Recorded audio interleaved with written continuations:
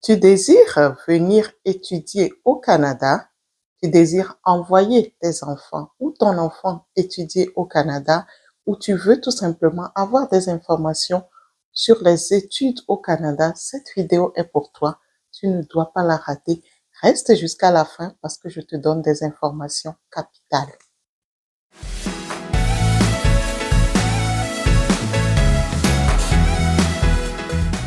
Hello, hello les amis, j'espère que vous allez super bien. Moi, je vais toujours comme un charme et vous savez, c'est ma saison d'automne, donc je vais super bien et je suis toujours très, très excitée de vous retrouver ici sur ma chaîne Prends ton envol. Alors, si tu viens de me découvrir, mon nom est Essie Koudao, je suis coach de vie et coach en leadership et sur cette chaîne, je te montre quoi faire pour transformer ta vie personnelle et spirituelle. Je te montre quoi faire sur cette chaîne pour que tu puisses atteindre tes objectifs de vie et je t'accompagne également à pouvoir atteindre tout ce que tu veux atteindre personnellement et professionnellement dans ta vie. Si tu es quelqu'un qui aspire à visiter le Canada ou t'installer au Canada, alors je te parle sur cette chaîne de comment avoir la mentalité qu'il faut pour que une fois ici au Canada, tu puisses percer, que tu ne restes pas parmi les derniers, mais surtout parmi les premiers. Alors tu as une seule chose à faire tout de suite, c'est de t'abonner. Abonne-toi tout de suite, active la cloche de notification et mets-moi un pouce bleu pour m'encourager à te donner plus d'informations gratuitement sur cette chaîne. Alors, le Canada est actuellement sur toutes les lèvres. Pourquoi ce pays est tant plébiscité, mais pourquoi ce pays fait autant peur? C'est parce que je vais vous le dire dru, excusez-moi si c'est trop dru, mais c'est parce que vous n'avez pas la bonne information. Quand vous avez la bonne information, ça vous permet d'agir en conséquence. Quand vous n'avez pas la bonne information, ça produit en vous la peur, ça produit en vous le découragement et ça produit en vous l'abandon. Et moi, je prône sur cette chaîne la persévérance. Je ne prône pas l'abandon sur cette chaîne. C'est pourquoi je continue à vous donner des informations qui pourront vous aider, quelle que soit la décision que vous prenez de venir au Canada, d'aller aux États-Unis, d'aller n'importe où ailleurs dans le monde pour pouvoir augmenter vos compétences, vos capacités dans les études. Alors aujourd'hui, ici, on va parler des étudiants au Canada. Ce qui arrive, c'est que pour étudier au Canada, les gens pensent que il faut juste avoir le visa et venir et ils vont se débrouiller pour pouvoir étudier, ils vont se débrouiller, ils vont pouvoir travailler pour payer les frais de scolarité. Les amis, je suis ici pour éclairer votre lanterne, comme d'habitude, alors écoutez-moi très bien. Quand vous voulez aller dans un pays pour aller étudier, la première des choses, oui, il y a le côté paperasse à faire, le côté administratif, le côté demande d'admission, le côté tout ce que le pays demande, OK, pour pouvoir remplir le côté administratif de la chose. Mais il y a le côté financier qu'il ne faut pas négliger. Et force est de constater que bon nombre de personnes négligent, oublient, mettent ça derrière leur tête, le côté financier. Et ce n'est pas une bonne chose à faire. Pourquoi? Parce que le côté financier est un côté primordial. Quand vous voulez aller étudier quelque part, il faut payer les frais de scolarité. Souvent, je ne comprends pas comment les gens pensent à tout sauf aux frais de scolarité. En fait, je ne saisis pas en fait la tendance. Je ne saisis pas qu'est-ce qui arrive que nos frères et sœurs veulent venir étudier dans un pays, mais ne pensent pas aux frais de scolarité. Mais il faut payer les frais de scolarité, les amis, à moins que vous n'ayez une bourse. Mais souvent, les bourses ne couvrent pas la totalité des frais de scolarité non plus. Ça couvre juste une partie et il faut pouvoir payer l'autre partie. Alors, voilà ce que les gens pensent. Généralement, les gens pensent que une fois sur le territoire, ils vont pouvoir travailler pour payer les frais de scolarité. Mais ici, ça ne se passe pas comme ça. Ici au Canada, et je pense que c'est comme ça dans tous les autres pays, mais je vais parler du Canada, c'est l'information que j'ai. Alors ici au Canada, quand on dit qu'à la date T, vous devez payer les frais de scolarité, c'est qu'à la date T, vous devez les payer. Sinon, vous ne continuez pas en fait. C'est comme ça que ça se passe. Il n'y a pas à aller prendre une entente pour faire ci, faire ça, à moins que vous ayez pris l'entente comme au début, déjà au début, mais souvent aussi, il n'y a pas d'entente qui est prise. Souvent, les écoles, les universités n'acceptent pas les ententes parce que eux aussi, c'est une business qui sont en train de rouler. Ils doivent rentrer dans leurs fonds. Donc, ils ont besoin des frais de scolarité. C'est ça leur revenu. Donc, quand vous venez quelque part pour venir étudier, s'il vous plaît, pensez au côté financier. Maintenant, je vais vous parler de comment ça se passe ici au Canada. Avant, dans les années à venir, vous pouvez faire tous les papiers administratifs, avoir votre visa, avoir votre permis d'études et ensuite venir ici et payer les frais de scolarité. Mais maintenant, ce n'est plus comme ça. À cause des frais de scolarité, on peut vous retourner à l'aéroport. Oui, oui, oui, vous avez bien saisi. À cause des frais de scolarité, on peut vous renvoyer chez vous. Vous serez déjà arrivé au Canada, vous serez à l'aéroport, on peut vous renvoyer chez vous. Ça, c'est quelque chose que vous devez retenir parce que les gens négligent cet aspect-là. Les gens disent, oh non, ils ne peuvent pas. Oui, ils peuvent vous renvoyer chez vous. Les agents d'immigration à l'aéroport peuvent vous renvoyer chez vous.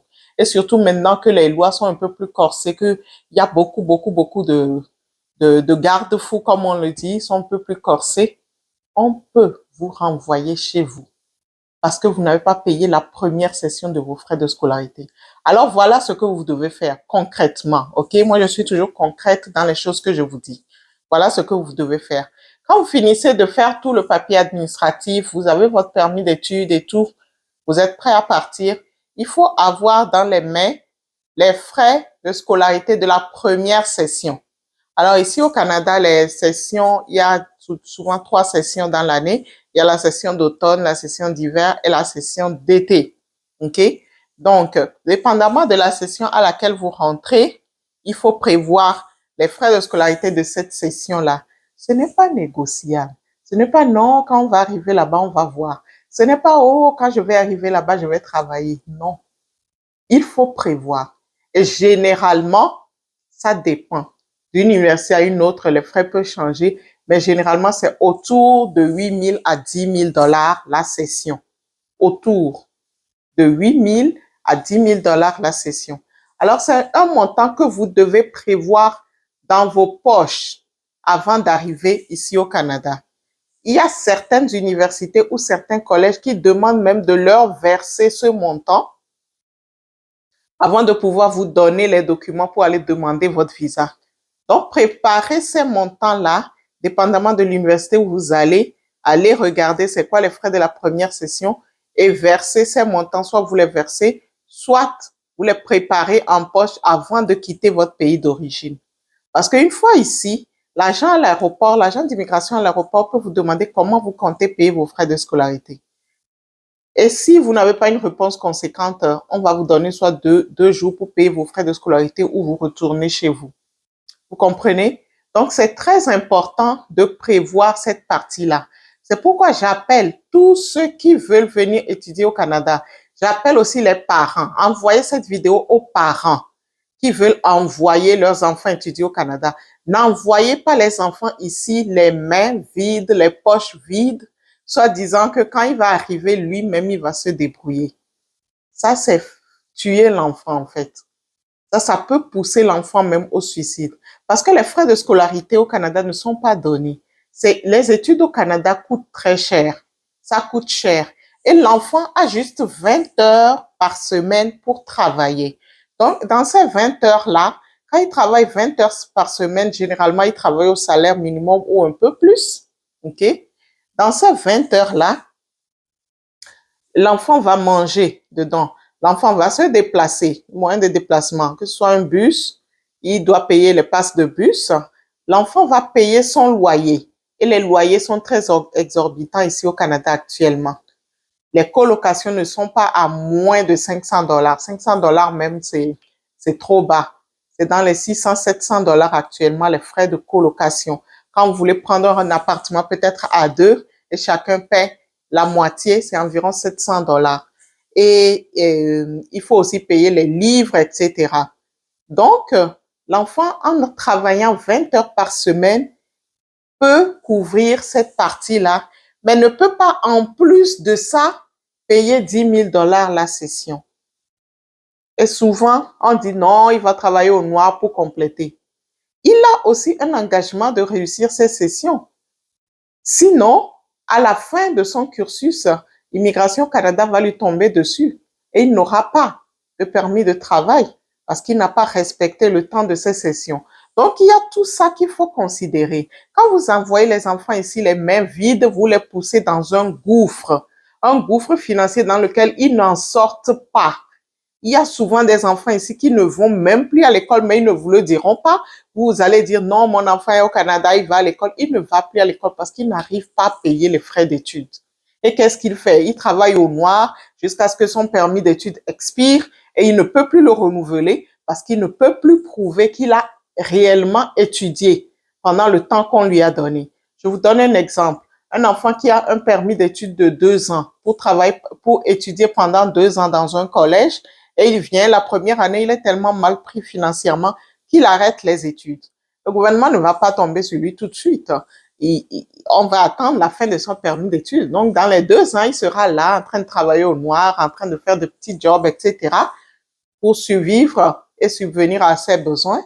Et à la fin des 2 ans, vous, en tant que parent, vous dites, oh, mon enfant est au Canada, il étudie bien, il se débrouille lui-même, il paie ses frais de scolarité, alors que l'enfant ne va plus à l'école. Maintenant, lorsque le permis d'études expire après les 2 ans, voilà maintenant qu'il faut renouveler le permis d'études ou demander un permis de travail. Quand il envoie sa demande à immigration, il n'a pas de diplôme parce qu'il n'est pas allé à l'école. Les 2 ans, il les a gâchés. OK? L'immigration va lui demander pourquoi il n'est pas allé à l'école. Et comme il n'est pas allé à l'école, l'immigration ne va jamais renouveler ni son permis d'études, ni lui donner un permis de travail. On va le renvoyer chez lui. Pourquoi? Parce que ce pourquoi il est venu dans le pays ne l'a pas fait. Donc, c'est comme ça que le gouvernement raisonne. Puisqu'on t'a donné un permis pour venir étudier, tu n'as pas étudié. On ne peut plus avoir confiance en toi. Donc, on ne peut plus te permettre de rester dans le pays. Et comme il ne peut plus rentrer aussi parce que pour vous, parents, vous pensez qu'il était en train d'étudier et tout, il reste dans le pays clandestinement, il travaille au noir, il est mal pris, il fuit, il ne peut rien faire dans le pays et ça conduit à la dépression. Les parents, s'il vous plaît, si vous ne voulez pas que votre enfant aille en dépression, quand vous voulez envoyer les enfants ici pour étudier, mettez l'argent de la première session dans leur poche, ou même mieux, payez la première session directement à l'université.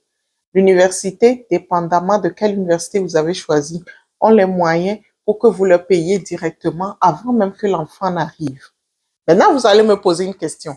Si on paie directement les frais de session et que l'enfant n'a pas le visa, l'université va vous retourner les frais de session.